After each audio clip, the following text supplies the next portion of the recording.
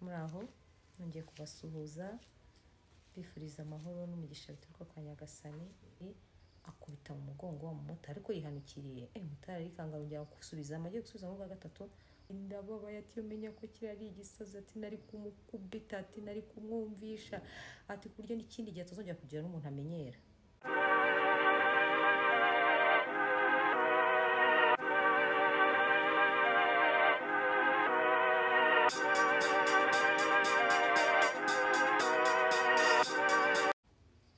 Muraho nongeye kubasuhuza bifuriza amahoro n'umugisha bituruka kwa Nyagasani. Anashimira buri muntu wese waba warakoze subscribe kuri iyi YouTube channel ya Khaila TV Show. Shimira abantu mukora comments, abantu mukora like, muri abantu b'ingenzi. Ndabashimira, Imana ibambere umugisha. Ngiye muvugana hano ni Khaila. Uyu munsi rero nje hano kugira ngo tuganire ku kintu nabonye mu muhanda kimpa gutuma ntekereza. Ndavuga nti reka nze dufatanye tubitekerezo turebe ngo ni ibiki, so navuye hano niga umumotari ndi kumwe na mugenzi wanjye. Ahantu twari tugeze mu nzira, ahantu kwa kundi haba ari jamu, imodoka amamoto imbere, turahagarara. Ubwo umumotari waruntwaye ni wariri imbere, mugenzi wanjye ari inyuma. Haturuka umugabo ku ruhande abaraje afite icupa ry'amazi ya Elitrate birino rya Nili, akubita mu mugongo wa mumotari ariko yihanukiriye mutari arikanga arongera gusubiza agiye gusubiza mu bwa gatatu. Motari ahita yatsa moto, turakomeza ariko arababara. Agenda nigorora, ndamwe se motari urababaye mveho, ati oya tugende. Bambi Imana ijye umugisha motari, bahe n'imbaraga, muravunika cyane kandi natwe muradufasha. So turagenda, tugeze aho tujya, tuvaho umumotari watwaye mugenzi wanjye, twaparitse gato nawe ahitaza arazambwira ati mota pole rwose. Ariko nanjye gufata twakoraga n'urugendo runini, ntabwo rwari runini cyane ariko rwari runini, ariko urumva ko nawe umumotari nyuma yacu yaje abitekereza pe kuko yarababaye. Ati pole uriya muntu n'umurwayi wo mu mutwe. Nanjye ko ndika ko nabonaga ari umupapa wambaye neza, yaje avuga n'ibintu bimeze nk'abasirikare bavuga handi. Ngewe muri mind yanjye natekereje wenda ko ari abantu bashinzwe abamotari, akaba wenda ahagaze nabi umuntu utabisobanukiwe. Motari rero waruntwaye niho haje kuri kibazo, ati ndababaye, ati umenya ko kiri ari igisazi, ati nari kumukubita, ati nari kumwumvisha, ati kuryo n'ikindi gihe atazongera kugira n'umuntu amenyera. Ise motari ubwo umuntu ufite ikibazo cyo mu mutwe, ahubwo ngewe nari nagize ikibazo nibaza nti mu Rwanda abantu bahohotera abandi, kabone nubwo umuntu yaba ari mu ikosa ntiyahanwaho kugira ngo akubitwe nka kuriya byaye kugendekeye. Ahubwo kuba ari umurwayi ngiye ntekereza ko wenda ari nka accident, umuntu ushaka kugonga atabishaka, accident y'umuntu kugonze atabishaka. Ko sintekereza ko umuntu ufite urwego mu mutwe wajyaho nawe ukajya kumwishyura nkaho wenda ibyo yakoze abizi, ngo yango ngengo abantu bameze kuri yangura bakubita ku buryo ngo ikindi gihe ngo azajya ari umuntu ukamutinya. Ndamwe se buriya nitwabitsinda nabwo niwe reka twishyure twigendere. Ariko ngiye nsigarana ku kantu, ndavuga ese niba mutari yibazaga ko uwo muntu ari muzima, niba yaba ari n'umuyobozi, ntiyari guhagarara akamubaza icyo amuhoye? Ahubwo bivuga ko mu bwenge bwe we yabonye ko niba uwo uwo murwayi, umuntu ufite ubumuga bwo mu mutwe, nabyita nko kumubonera kuko nyine nta bwenge ukora neza afite. Yes, umuzima kuko muhabuye yamutinye aranagenda, ababajwe nuko atabonye umuntu ufite ikibazo cyo mu mutwe ngo amwishyure. Sinzi niba muri kumva icyo kintu. So bimpa ikintu kivuga ngo iyo uri umunyantege nkeya urahohoterwa. Noneho waba uri umuntu bitambona ko ari nako kundi wicisha bugufi, ushyira mu gaciro, ukumvikana. Hari abantu bamwe na bamwe benshi bahohotera, bakakubonera, bakagusuzugura, bakagufata nabi kuko waciye bugufi, wanoroshye nyine, wagerageje nyine kwiyoroshya. Wa muntu nyine wishyira hejuru, w'amahane, w'ubugome bwinshi, w'uburyarya bwinshi. Ndashaka ko anytime Imana nidushoboza ikiganiro kizakurikiraho nzavuga ku bintu 10 ndi kubimetereza kugira ngo nzabisobanure neza bigize umuntu w'indyarya. Umuntu w'indyarya ni umuntu mubi cyane. Abantu benshi kandi tukunda kubibeshyaho tugakurikira ba bantu batari banyabo tutari dukwiye no kuba turi kumwe nabo ku mpamvu z'uko dukunda nyine kubaha no gutinya ba bantu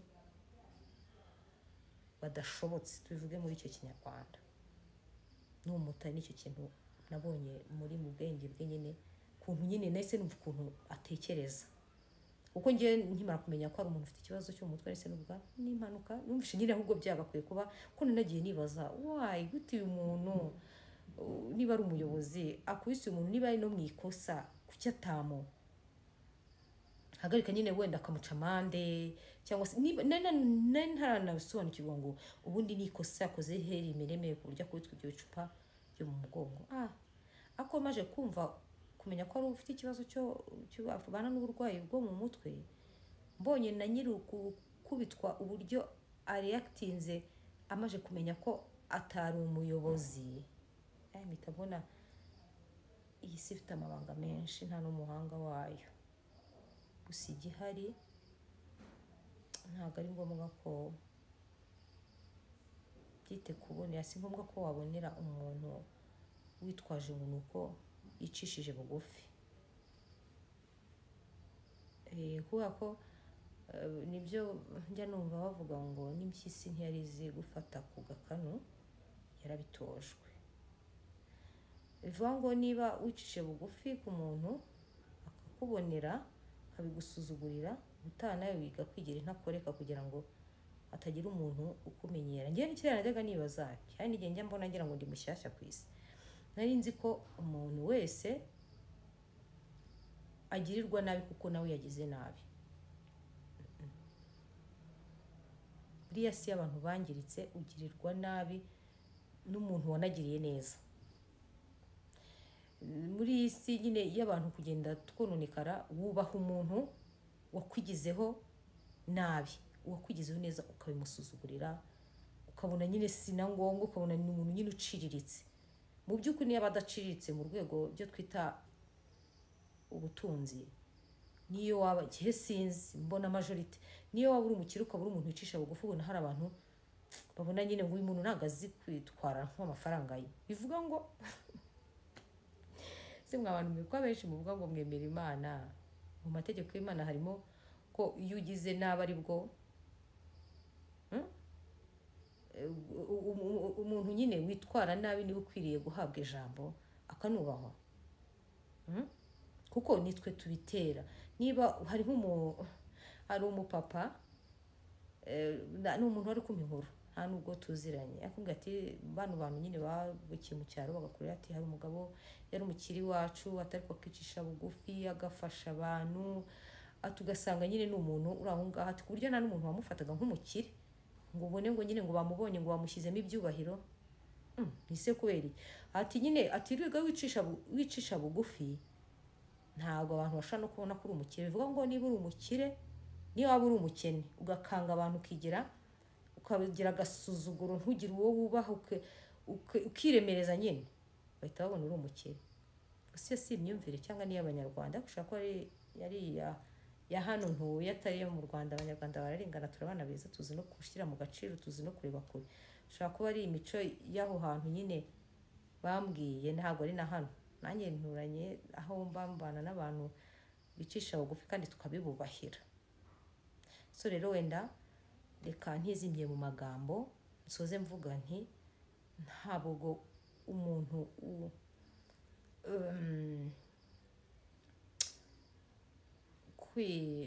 kwicisha bugufi dukwiriye kubisuzugurira bicishije bugufi. Umuntu nakore ku rugwiro umwishyure, umuntu nakubaha umwubahe, kugira ngo nibyo byadufasha twese. Kubera ko buriya nyine niba umuntu abonye ko guca bugufi, kwiyoroshya, gushyira mu gaciro bimukururiza agasuzuguro, icyo gihe nyine muba mumwigishije ngo nawe ba mubi, nawe suzugura abantu ubigireho igitangaza, bazatuma nyine bakubaha. Bivuga ngo niyo waba uri umukire ukicisha bugufi ngo abantu barabigusuzugurira. Niko bimeze. Niba ariko bimeze ni kuri it's not good, ntabwo ari sawa. Narije kutuganirira agastori gatoya, ariko ejo bafite ikiganiro ndakibararikiye cy'ibintu 10 biranga indyarya, kugira ngo tujye duhitamo abantu b'abanyabo, abantu tugomba kuba turi kumwe tutibeshye. Murakoze, Imana ibampere umugisha, ndabakunda kandi mukomeze munkore subscribe, comment na share kugira ngo n'abandi tujye dusangira ibitekerezo. Imana ibampere